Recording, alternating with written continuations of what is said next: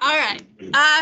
Few things. Welcome back. I know you've been back a couple days, but I hadn't seen you yet. We had the SAT testing yesterday, and then I was out for golf on Tuesday. So hopefully y'all enjoyed your spring break. So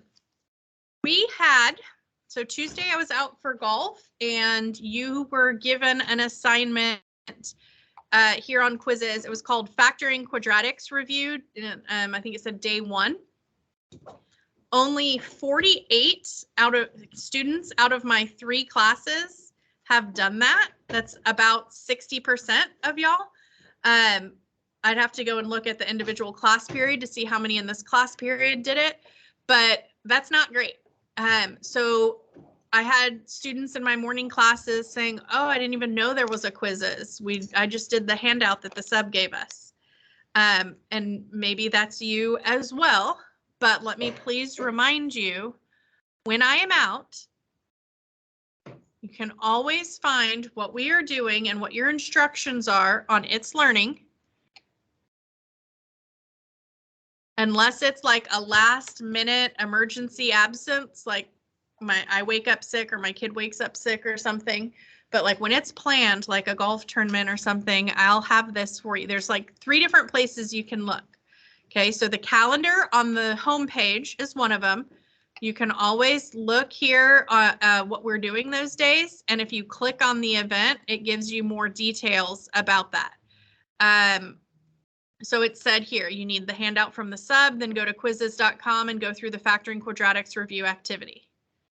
Okay, or you should get alerts up here, your little notifications. You should get a notification when your teachers put an announcement up or a new assignment or different things that alert you.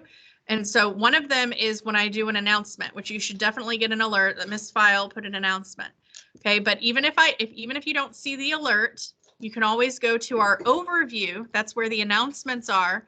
And you can see all of these announcements from me. These have been instructions for days when I'm absent, like and out for golf tournaments. Okay. So yesterday there was the short message because it was the SAT testing day, and it was just the reminder that you were supposed to meet in the pack since I was doing SAT testing in my room. And it said that there was a day 2 factoring practice on quizzes assigned to you. So that's what you were supposed to do yesterday, was go sit in the pack and work on that factoring practice. Okay. But the messages before that, these 2 were for Tuesday. Said, welcome back from spring break. Remember, I'm out for a golf tournament Tuesday, but here are your instructions for the day. The sub will pass out the paper. Okay, then you'll go to quizzes.com, yada, yada, yada. Okay, and then a reminder about Wednesday. And then I put a second message as a reminder for those who had not done the reading writing assignment right before spring break. We did that. And there was a few of y'all that had a 0 for that when I was updating grades to finalize grades. And so I was giving you a last chance reminder to get late credit for that to try and get your average up, which some of y'all did, some of y'all did not, but it is what it is. Okay, so announcements on the overview is another place you could look for what you're doing when I'm out. Okay, and then last but not least, this is probably the most reliable because your assignment is always in the assignment folder. We're in Unit 5, assignments. And there was and it's always by date. The title is always the date first. So on Tuesday, the 21st, factoringquizzes.com activity with handout. And if you clicked on it, if you had not already signed up, if you were new to this class, we hadn't done a quizzes since you transferred in this class, maybe for some of y'all who leveled down or got schedule changes, there's the link to join for your particular class period. Okay, and then it says once you're joined the class, you just go sign in and you'll see things assigned to you. Okay, so it was called Factoring Quadratics Review, and it was assigned to you in quizzes. It was assigned to the whole class, and there's the reminder that you need the handout from the sub to go along with this activity.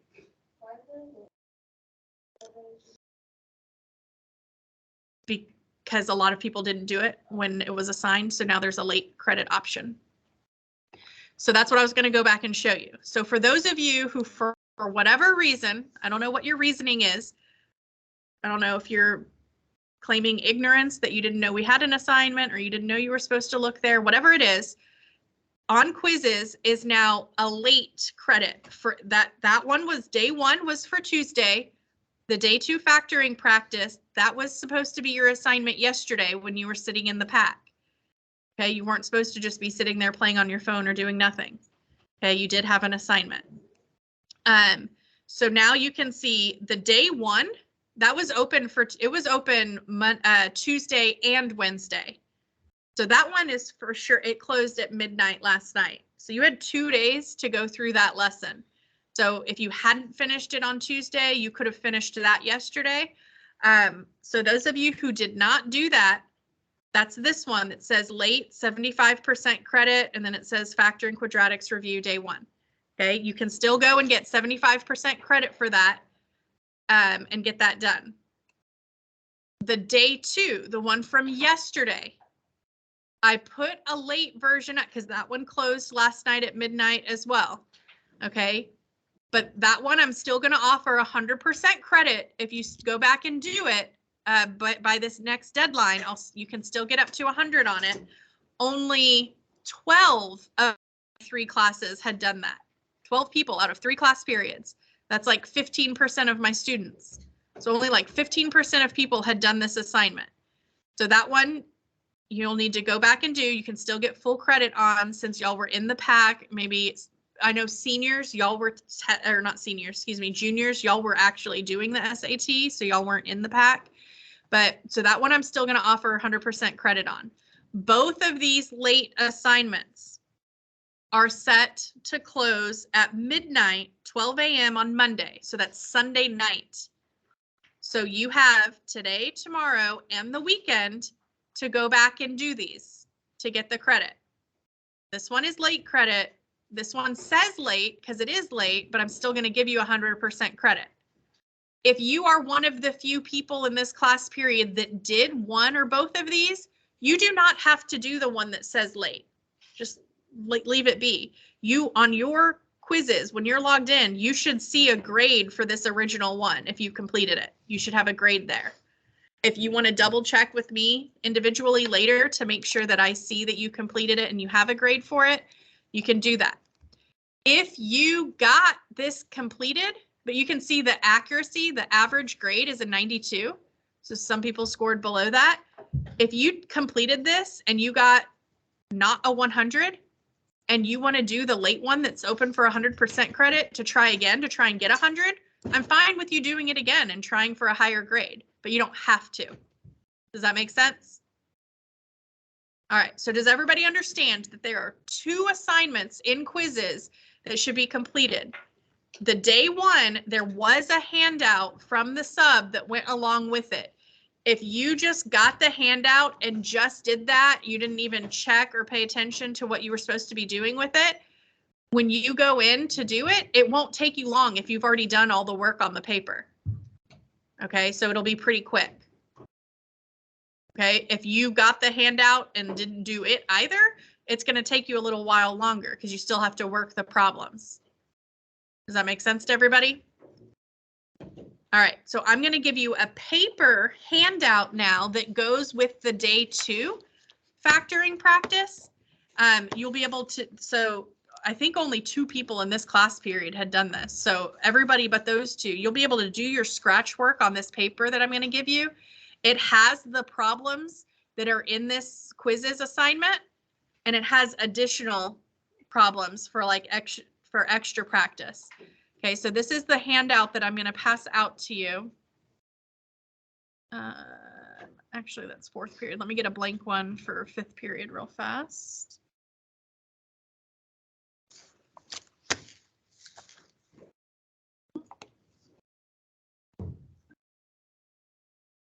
There we go.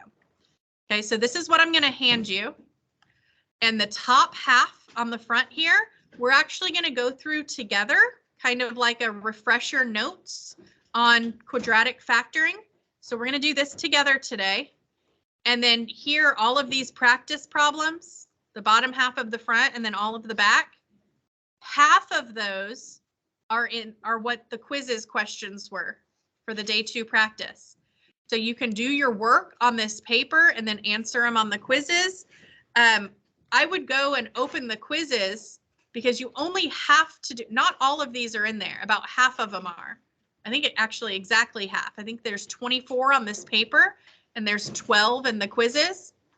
So you can open it up on the quizzes, and when the question pops up on the screen, you can find it on the paper and do your work and then answer it online. Does that make sense to everybody? And so you'll end up with 12 of these done and submitted on quizzes. The other 12 are just extra practice. You can do them if you need the extra practice. You do not have to do them. That's up to you. Okay, so we're going to do this together now, and then when we are done, you'll have the rest of class to work on going back and completing either of those quizzes assignments that you did not do. If you did both of them, you'll have a little bit of extra time at the end of class. While I am passing this out, what I want you to do, I'm going to go back to our It's Learning. If you look on our homepage here under the calendar, there is the student access box that has links to everything, like the link to Aware, the links to the Delta Math, Remind, quizzes, and then there's a new one at the bottom that says Desmos Classroom. Okay, you have used the Desmos calculator a lot this year. Desmos Classroom is another site that Desmos runs that allows teachers to create like lessons, activities, assignments. We are going to do a Desmos activity tomorrow in class. And so you need to be, I created a 2nd, 4th, and 5th period class for my 3 pre-cal classes. So you need to go and either click this link for your class period or just go to the Desmos Classroom website and sign up, and then you enter this code for your class period to join our class period so that when I assign things through Desmos that you'll see them. So you have to have an account set up. So I want you to take a couple minutes right now to go and do that. So you can go directly to Desmos Classroom and set it up, or you can just come and click on the link there and it'll take you to it. I would recommend using your school email address, and if it will let you use your PIN as your password, that's probably the easiest thing so you don't forget it. Or if you do forget it, I can look it up in Skyward. I don't know though. Sometimes they make you have a password with like capital letters or symbols and stuff like that, and it won't let you just use your PIN, but you can give it a shot. At least for sure use your school email address so we don't forget what email address you used. All right, so I'm going to pass out this paper while y'all take a minute to set up that account on Desmos Classroom.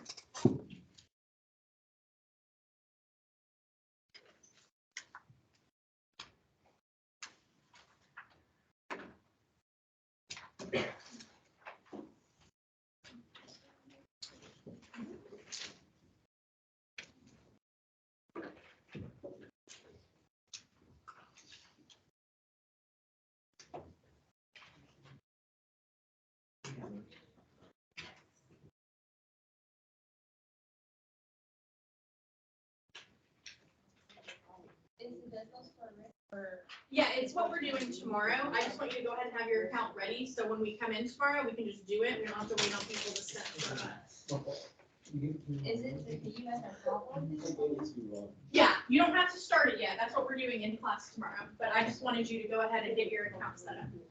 But yeah, it's the Can You Match My Parabola.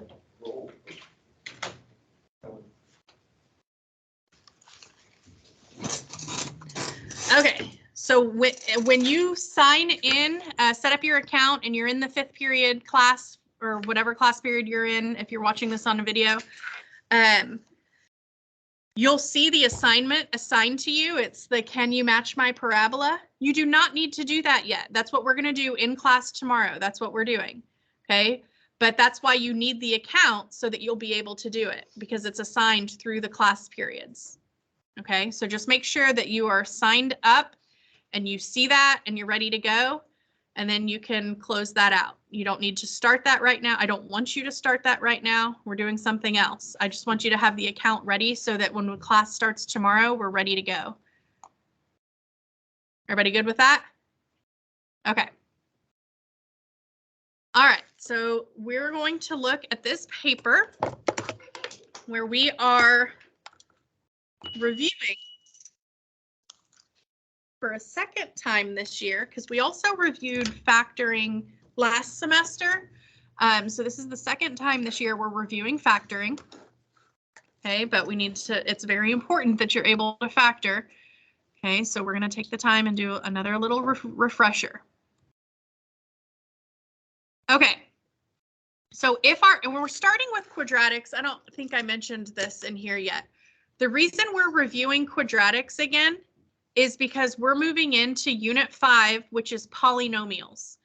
Okay, quadratics are a type of polynomial. Okay, poly just means many, right? So a polynomial is a many-termed function. So it could be a x squared, it could be a x cubed to the 4th, to the 5th, to the 6th, to whatever power, okay, whatever degree. Okay, but before we jump into all of that on polynomials, we want to make sure we remember what we need to about quadratics, because they're the most basic polynomial. Does that make sense? So we're doing this little quadratic refresher this week, and then next week we're jumping in with polynomials of higher degrees. Okay. All right. Excuse me. Let's start. Let me get my cursor out of there.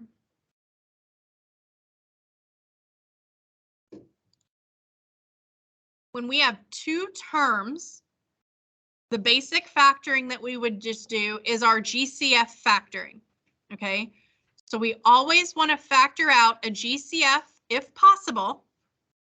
Okay, and then we can move on from there. Now, if it's just two terms, a quadratic and a linear term, we definitely can take out the variable, and sometimes we can take out a coefficient as well. So when I say take out, what math we're actually doing, we're looking to see, can both of these terms, the quadratic term and the linear term, be divided by the same number or value evenly. Okay, we don't want to end up with decimals, right? We want it to divide evenly. So looking at the coefficients, 3 and 27, can I divide both of those by a number? What number? 3. Okay, so I can divide both of those by 3. That's for sure. Okay, what about the variables? Is there a variable that I can take out of both of those? X.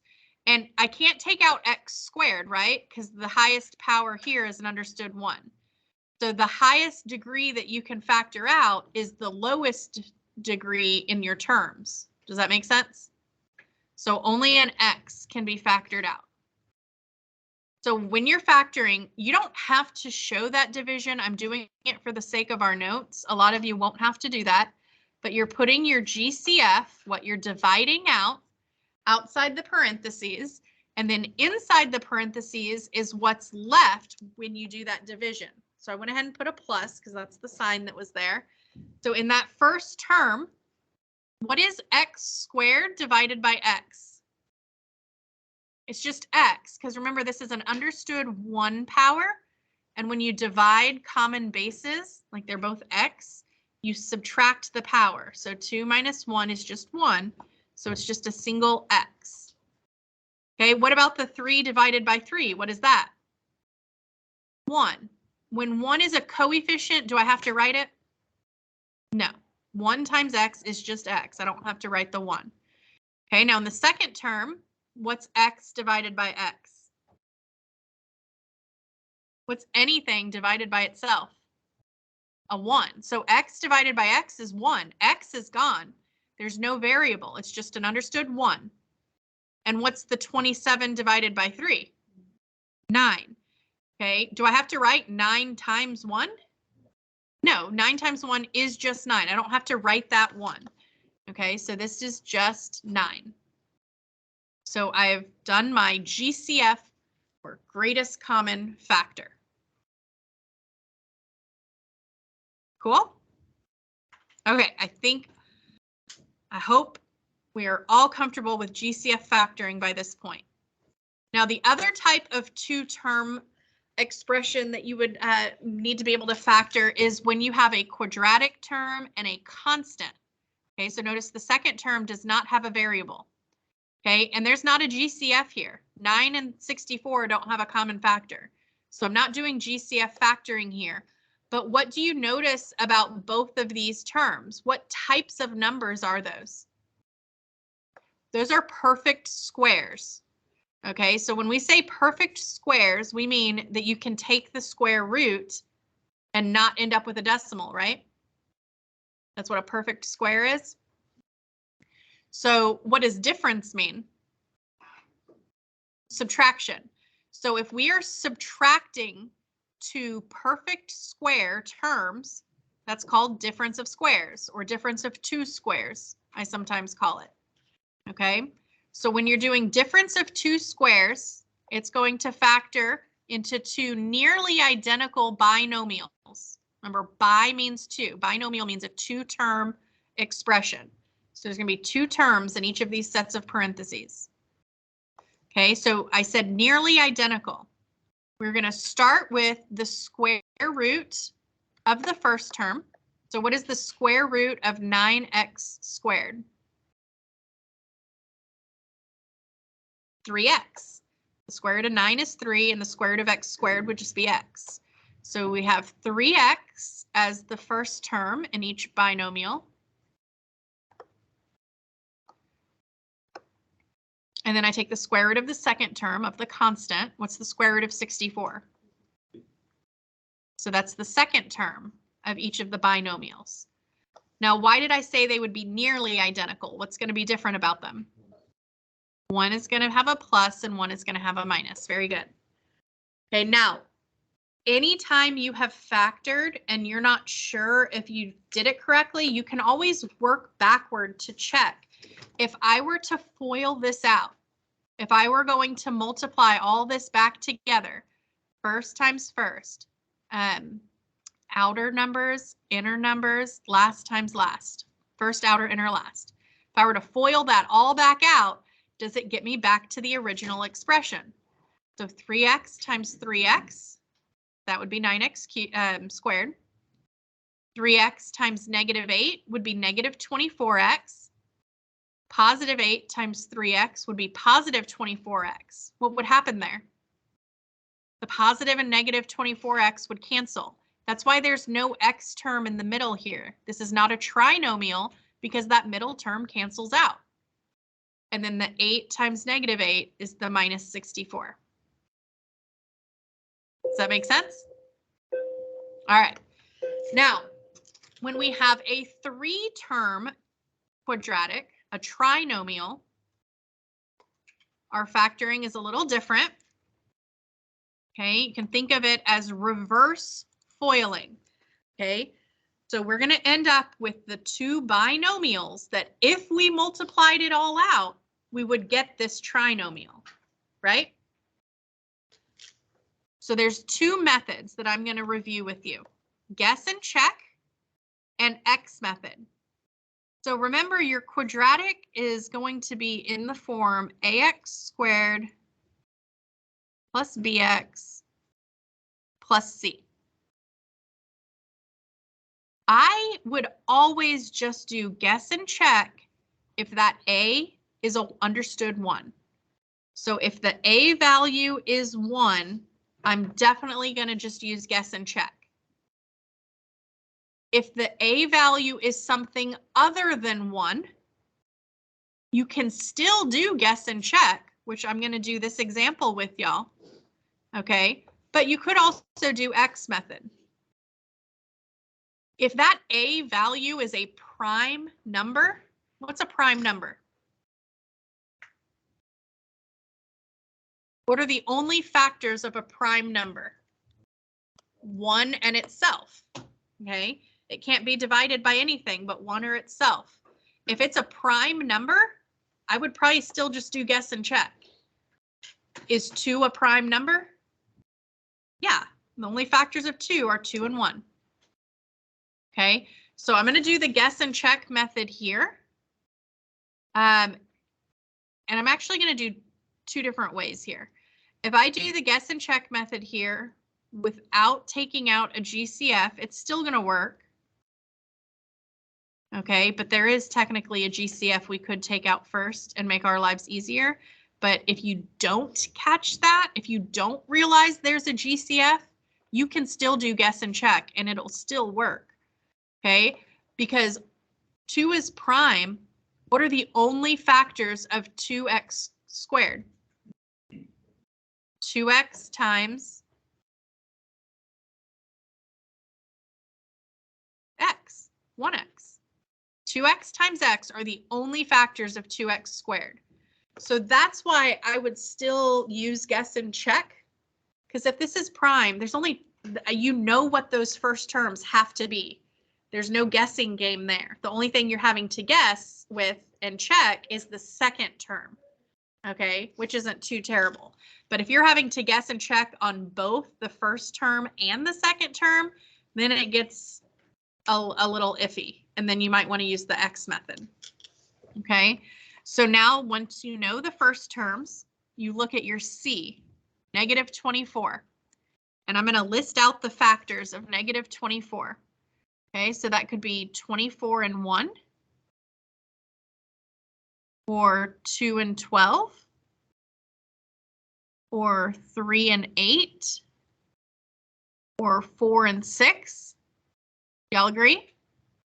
Now for the fact that it's negative, what do we know about one of those in each pair? One of them has to be negative.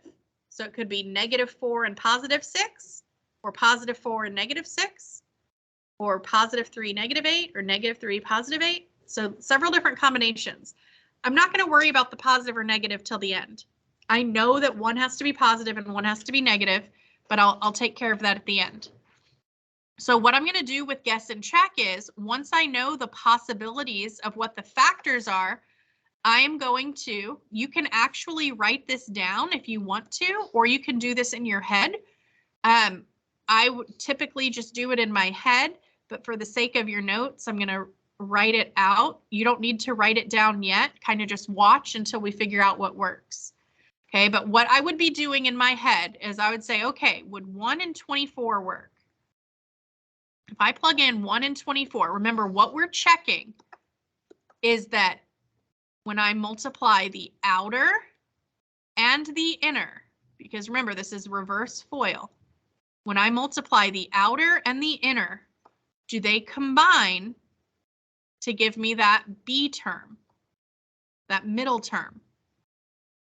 Okay, so if I do 24 times 2x, that's 48x, isn't it? And that would be 1x. Is there any way 48 and 1, no matter which one's positive or negative, would combine to give me negative 2? No way, right? So I know it's not 1 and 24 in that order, but I ask myself, what if I switched it? What if I put the 24 here and the 1 here? That would multiply to 2x and 24x. Would 24 and 2 combine to negative 2 somehow? Addition or subtraction? No. So 24 and 1 are out. I tried guessing those and checking them. It didn't work. So then I would check another pair of factors. Okay, I'm going to save us some time and I'm going to jump down to the last 2 and I'm going to tell you the 2 and 12 and the 3 and 8 don't work. So we're going to check the 4 and the 6. So if I check 4 here and 6 here, inner, that would be 4x. Outer, that would be 12x. Would 12 and 4 combine to 2? Nope. What if I switch the 6 and the 4? That outer term would now be what? When I multiply those? 8x, and the inner term? 6x. Can 8 and 6 add or subtract to 2? Yes. Okay, so we finally got the right order of the numbers. Now I'm going to worry about the positive or negative. So I need it to add to -2. So don't I want the 8 to be the negative? A -6 and a -8 and a +6. So the 2x times 4, that needs to be the negative. Is this person here? Yes. All right. Thank you. Okay. And then this one needs to be the positive. So remember, you can always FOIL this out to check. So that would be +6, -8. That would combine to the -2x in the middle. And then the first times first, the 2x times x would be the 2x squared. And then the 6 times -4 would be the -24. It all checks out, right? So I've got it factored. Y'all feel okay about that? Now, technically, this first term still has a GCF in it, doesn't it?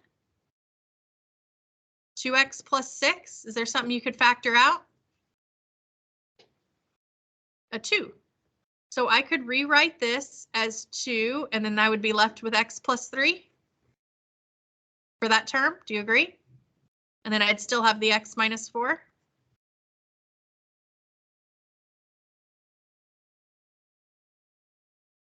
Okay, so I did guess and check, and then I noticed one of the two binomials had a GCF I could take out. The other option, the easier option, I would have had fewer factors to guess and check if I had taken the GCF out first. If you will always do the GCF first, your life will be easier. In this original trinomial, aren't all of those divisible by 2? So if I took the 2 out at the beginning, I would have been left with x squared minus x minus 12. Y'all agree? Okay, then I would have had to do the trinomial factoring. The 2 doesn't go anywhere, it would still be in front. But then notice my a is an understood 1. So I know that factors to x times x. And so then I only have to worry about what multiplies to c, but adds to b, because there's no number in front of either of the x's to worry about. So the factors of 12, I know one has to be positive and one has to be negative. The factors of 12 that would add to -1. And that would be +3 and -4. And did I end up with the same thing either way? And that one was a bit easier, wasn't it? So I wanted you to realize it is always better to take the GCF out at the beginning if you can. It makes your factoring easier. Now, the whole point of us factoring is to solve. If this was set equal, we're not solving right now. We're just focusing on factoring. But if this was set equal to 0, then I would split and solve each factor individually, right? Y'all agree? Okay, and so I would end up with -3 and +4 as my solutions. What that means is that's where this quadratic graph would cross the x-axis. Those are the roots, the zeros. What shape does a quadratic graph? What's that shape called? When you graph a quadratic? A parabola. It's that U shape.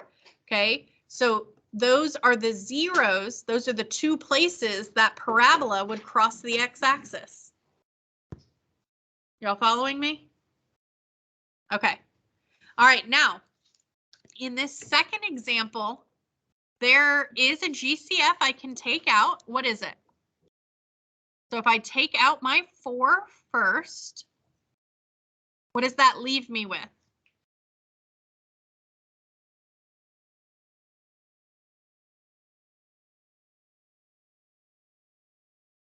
Okay, so that makes my trinomial a little easier to deal with.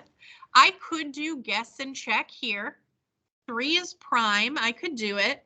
Okay, but I'm going to show you the X method. If you don't like having to do guess and check, especially when your A is not a 1, if A is 1, just do guess and check because it's simply what multiplies to C and adds to B. Okay, but if it's not, like here, okay, I'm gonna, instead of doing guess and check, I can do X method. X method, remember, is when you take A times C and your B, I'll do some highlighting here. So your A times C, once we took out our GCF, that's 3 and -5. And then our B is a 2. And that goes here. So what is 3 times -5? And our B is just 2. So we're asking ourselves what multiplies to -15, but adds to 2. Well, yeah, I know right away it's got to be a positive and a negative because A times C is a negative. So when you're finding factors, you have one positive and one negative. It's definitely not 15 and 1. It's going to be 3 and 5. We want the 5 to be the positive and the 3 to be the negative so that we end up with a positive 2 when we add. Does that make sense? Now, in Algebra 2, or maybe in Algebra 1, whenever you originally learned your quadratic factoring, if you learned your X method, once you figured out these two numbers, you went and replaced the middle term, the 2x, with -3x plus 5x, and you made a 4-term expression, and then you factored by grouping. Do y'all remember that? Kind of, sort of. Once you figured out your X values, you went and did grouping, factoring by grouping. There is a shortcut. You do not have to do all of that. If you, and I showed you this shortcut last semester, I'm going to show you again. If you simply put above each of those numbers the number that is being squared, the term that's being squared, so it's the 3x in this case, just put that above each of those and reduce if possible. 3/5 does not reduce. Okay, so the 3/5, that stays as is, nothing to do there. But what about the 3/3? Does that reduce? Okay, that reduces, and I'm going to put a 1 there because there needs to be a number in the bottom. Okay, if it's a 1, put a 1. Okay, now your numerator and your denominator are the two terms of these binomials. So this one is x minus 1. And the other one did not reduce, so it's just 3x plus 5.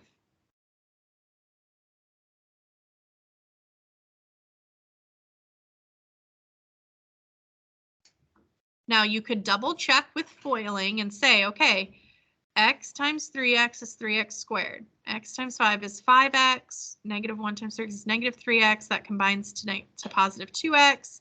And then -1 times 5 is -5. So it checks out. You could have also gotten this if you did guess and check. You would get the same thing. But for some people, when that A value is not 1, it's easier for you to do the X method. So I'm going to say when A is not 1, when A is 1, just do guess and check. When A is not 1, you may want to do X method.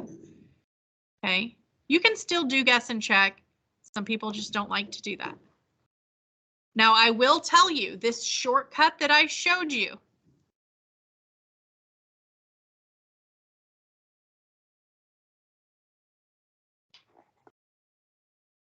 Will only work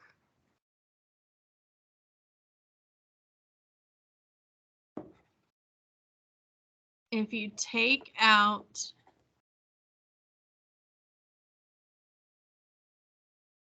the GCF, if there is one. If there's not a GCF, don't worry about it. But if there is a greatest common factor, you have to take it out first for that shortcut to work. Does that make sense? Okay, so I'm going to leave y'all with the rest of the time to do these practice problems underneath. If you did not do it in the quizzes assignment yesterday, that's what I would suggest going and opening up first, because there's 12 in that assignment from this paper, and you can do the scratch work for them on this paper and then answer them online and get your quizzes done. Everybody cool? All right. So that's what you have the rest of class to do. If you have the time, if you already finished both the quizzes from Tuesday and Wednesday, if you want to do the extra ones on here just to practice and make sure you've got the hang of the shortcut, if you hadn't been doing the shortcut, that would be a good idea. Okay? So practice your factoring, complete your quizzes, and then tomorrow we will do the Desmos Match My Parabola, and then we'll go from there. We'll be reviewing more than just factoring on quadratics. We'll be talking about the graph, the parabola, and the different key features of it. We'll review all that tomorrow.